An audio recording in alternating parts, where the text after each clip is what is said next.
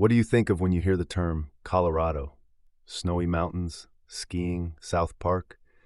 Well, after this episode, you'll be imagining nightmarish creatures and icy hot demons. Today, I've got stories about disturbing creatures seen in Colorado. Now, let's begin.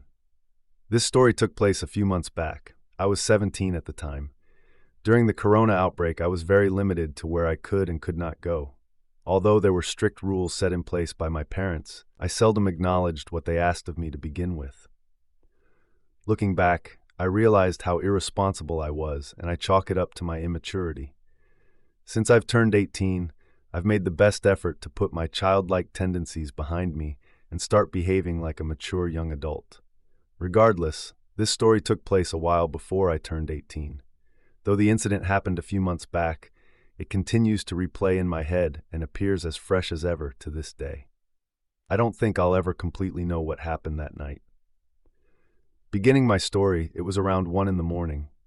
Just like the rest of the states, Colorado was dealing with Rona, and no one was really allowed to mingle with others at this point in time. Regardless, I really didn't have anyone to mingle with. I was homeschooled after all, living in an isolated spot. I wouldn't have it any other way either. I enjoy spending time alone, contemplating life and its meaning. I have a close group of friends I've remained in contact with throughout Rona, and those are the friends that have been with me for a long time. I consider them family. I miss the amount of time we'd spend together as a group and individually. I especially recall our love of hiking and exploration, the sense that there is stuff out there, good and bad. We all felt like it was our job to find it, record it, and remember it. At one point in life, the memories you keep will once again remind you of the golden days of your life. We figured it might be best to get as many memories and experiences as possible, but I never anticipated something as bizarre as this to happen. Additionally, although my friends weren't with me because of the lockdowns, I've made sure they were fully aware of every specific detail as to what happened. I was extremely bored during these times and resorted to taking my mind off of boredom by going for drives. I would usually spend 2 to 3 hours a day driving around aimlessly, exploring back roads and stopping every so often on trails to hike. Eventually, I discovered the exhilaration of sneaking out at night to go for a drive. I realized night drives, while being the perfect way to relax and think about life, also had the potential adrenaline rush to them. The idea of sneaking out without your parents finding out, I guess. Until this one night drive, I never realized how incredibly dangerous they could be. I would sometimes see deer jump into the road, and that would scare me crapless. The way they could take anyone by surprise is crazy. The way your heart beats when it comes out of nowhere, the imminent feeling of uncertainty to what it actually is before you completely analyze it, and the dread that follows. It makes you go 10 times slower in fear that you'll accidentally hit a deer and total your car. It was no issue to me, though. My car was pretty old and given to me by my parents. I didn't think much of it then, but that car was on its last legs. Since then, I've bought a new car to avoid the same problem that occurred that night. Sometime after my parents had gone to bed, I got up. I left through the back door and got into my car. Tonight was like any other night, completely normal. Nothing could have prepared me for what I was about to experience. I got onto a recently discovered back road that I found a few days back. It took me about 30 minutes to get there, and I made sure to fill up my gas tank so I would have no difficulty getting back home without a problem. I eventually came to a long stretch of road that was densely forested on either side of the road. I felt so at peace, knowing that no other cars usually traveled this way due to the lack of any evident road maintenance. No houses or trails were on this couple-mile stretch, which was just fine. Being one with the silent night, the sound of crickets with the fresh air coming from my open window, and no light apart from the beams of my car, it was all very peaceful. I was cruising at a 30-mile-an-hour pace to avoid any big bumps in the roads. A few minutes into keeping this pace, I glanced off to the left side of the road, and I saw a faint outline of some sort of figure. I brushed it off as being some animal and drove to about 40 miles an hour. I didn't feel quite right, though. Something kept bothering me, and I realized how far set its eyes had been off the ground. They had reflected my headlight beams at an almost impossible height to be the eyes of any animal I knew of. My stomach was in a knot, and out of curiosity, I looked in the rearview mirror. Whatever it was had walked onto the road. I saw the faint outline of the figure, but I wasn't completely sure if it was four-legged or two. And that's when I heard it, the most unnatural sound I've ever heard in my life. The purest form of dread washed over me as I put two and two together.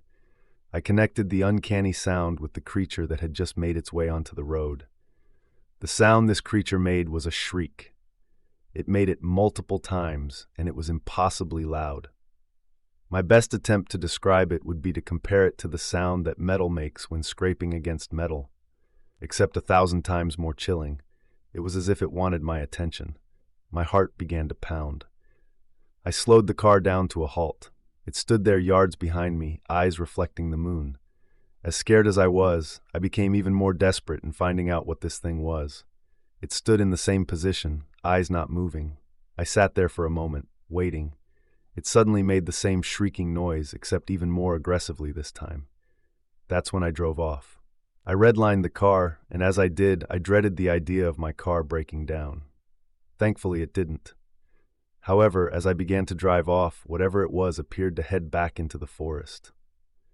After a few minutes of driving, I was intent on making it back to civilization. From what I remembered, I think I had another 8 miles to go, give or take, before getting onto a main road.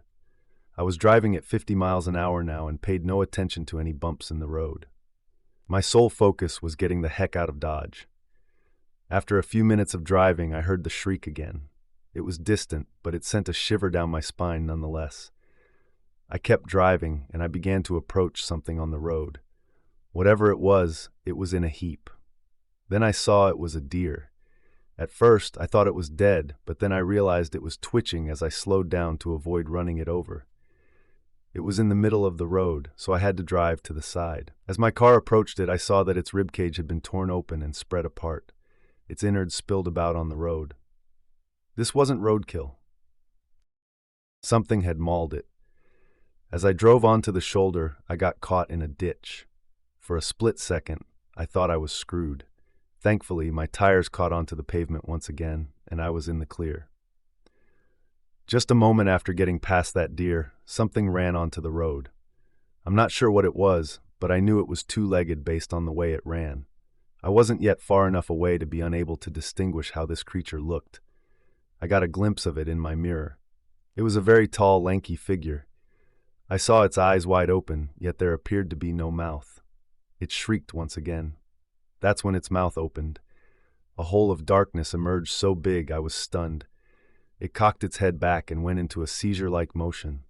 That's when I lost sight of it, unsure of what to even think at that moment. I made it back home around 6 in the morning. I drove a bit more among the common roads, just contemplating life and about what the heck I'd experienced. I drove there a day later during noon with my dad, not saying a word about the whole incident. I asked if he wanted to go for a drive and discuss family matters with me. I used that as an excuse to have company while I went to drive by the road where I saw the deer. We passed it, or at least what was left of it. The head was gone. The neck was ripped apart as we passed it, and I felt even more disturbed. My dad appeared to be seriously concerned, but chalked it up to some wild animal. I never told him or anyone else about what I saw that night. The day I drove that road with my dad at noon was the last time I went on it since. I've since then cut back on the driving I do during the day, and I've never gone out at night again. Thinking about what happened gives me goosebumps and makes me tear up. Sometimes I question my own sanity, but that deer symbolizes the truth behind what the heck happened that night and serves as a dreadful reminder of the reality of the situation and of what could have happened to me if my car remained in that ditch or had broken down. I count myself lucky, and I've started to realize that sometimes the bad overtakes the good. I don't want to be around when that happens, so I've taken every precaution since then to keep myself safe. I'm 24 years old and a big believer in monsters. I'm part Cherokee, Choctaw, Shawnee, and Chickasaw. My grandma always taught us about skinwalkers, shapeshifters, and wendigos. So last year I was on a trip to Denver, Colorado with my friends Joe, who's part Washoe and Lakota, and Frankie, who's part Cheyenne and Seminole, along with my dogs Lou, a red-bone coonhound, and Mr. Bluebody, a blue-tick coonhound. We finally get to Colorado after hours of driving. We're driving down a dirt road when my dogs need to use the bathroom. Hey Joe, pull over. Why? Lou and Mr. Bluebody have to water the lily. Joe pulled over and we all got out. While my dogs are using the bathroom, I feel as if we're being watched. Then my dogs start growling. We all look towards where my dogs are growling and we see this pony looking at us. Yes, a pony. Now, to a random person, it would appear to be a regular pony, and at first that's what it looked like until we saw that its legs were too long for a pony. I heard Frankie ask, "Polna, do you see that?" "Yeah, I see it." I told my dogs to come and we all got back in the car. As soon as I looked outside my window, I screamed. Standing in the spot where the pony had been was a tall, dark figure. We all said in unison, "Skinwalker." We all began to pray while my dogs huddled together.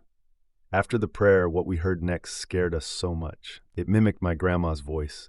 We heard, "Don't be scared, it's all right." Joe sped down the road faster than I ever saw him drive before. We decided to just go home, but we took a different highway out of Colorado. We haven't spoken of it since.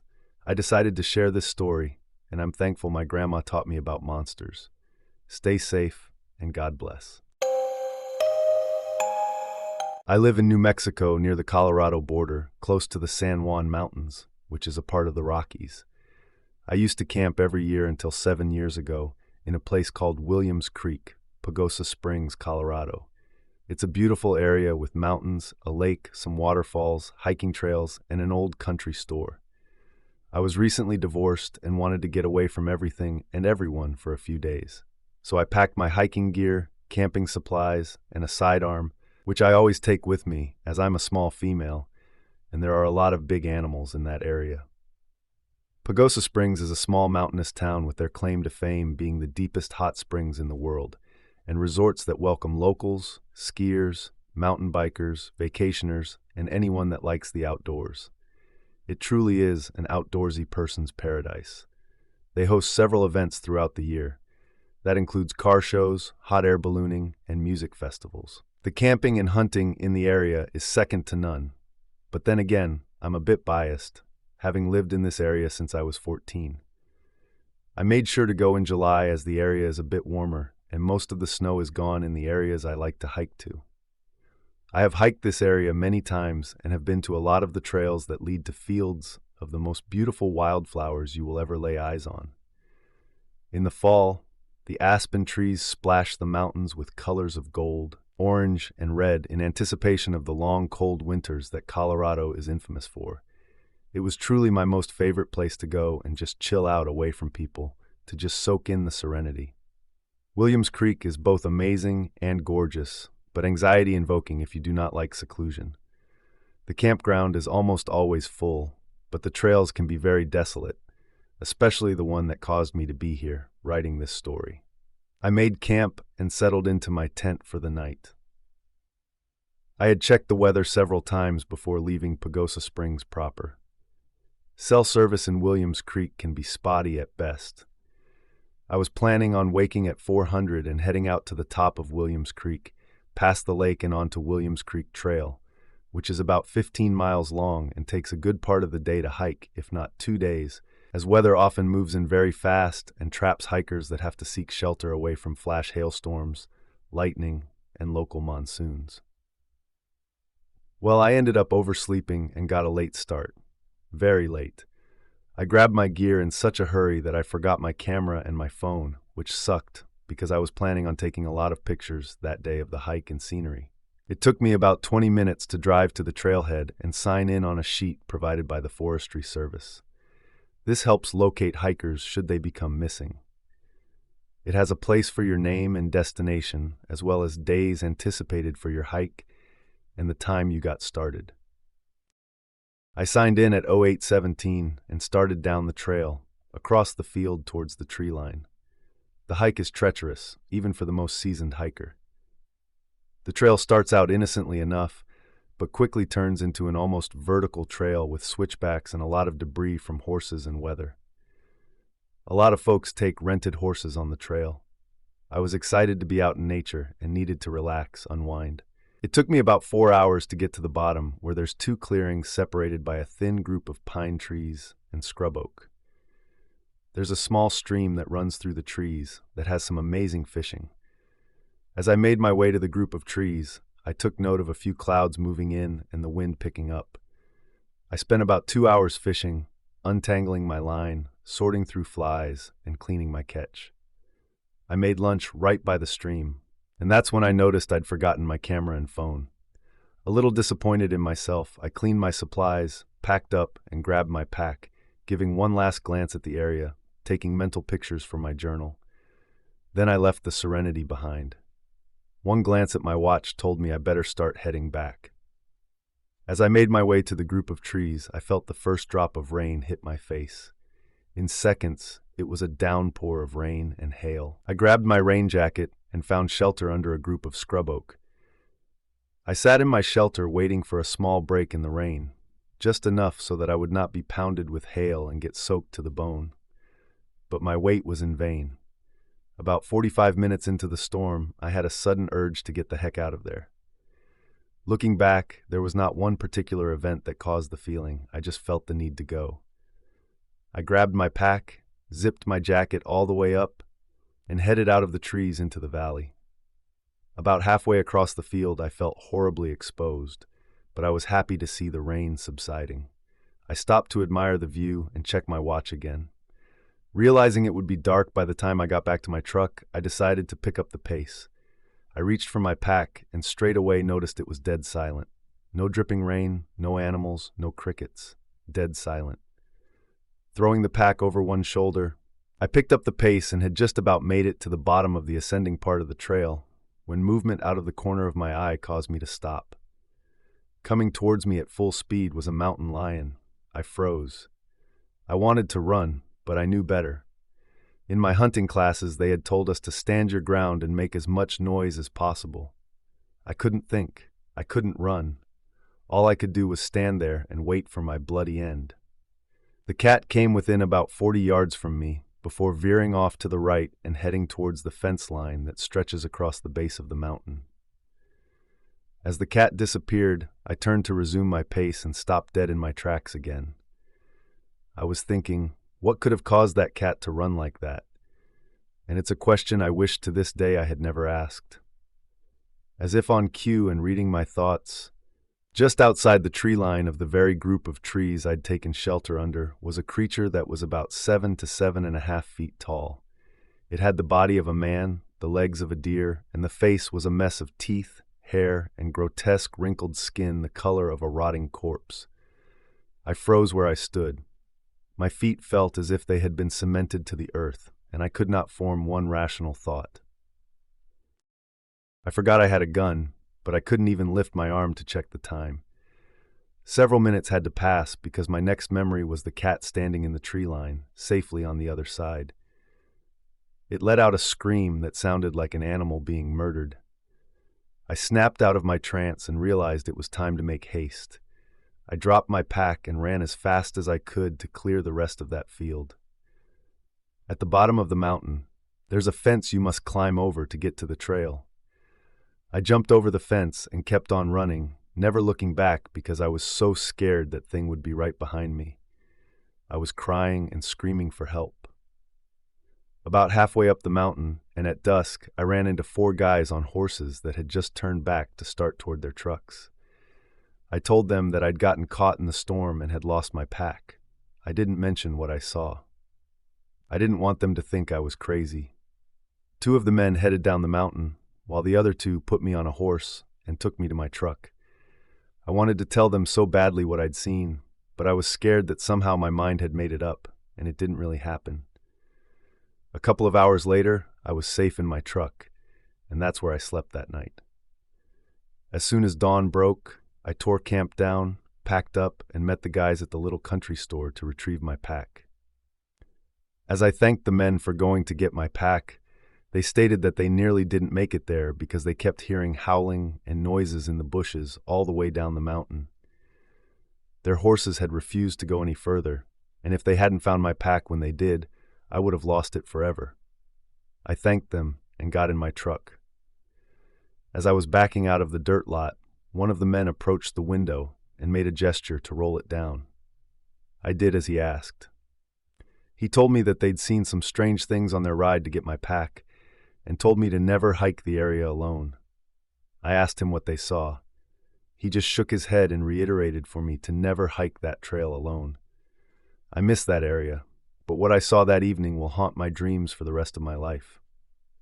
What in the world was that thing? What stopped it from pursuing me? How did the time lapse happen in that short amount of time? Did that cat protect me? How could I have gone there all those other times before and never seen it?